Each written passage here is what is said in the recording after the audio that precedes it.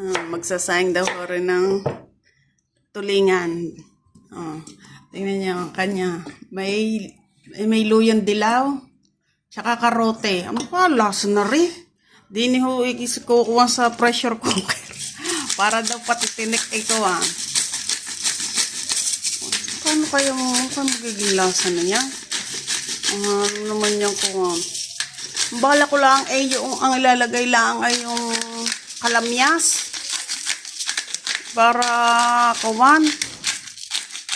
Sarap-sarap naman ang lasa. Nilagyan ng karote. Ano kaya ito? Huwag kang mangangain. Ikaw na lang mangangain na rin. Ayaw mo sa luto ko. Mamma mia. Yung nabili namin tulingan na yan pang kasamahan. Matingnan niya kung makukuha luluto. Pati ang tinik daw ho. Laging pinagyayabang. Parang daw yung sa sardinas. Bidyamo.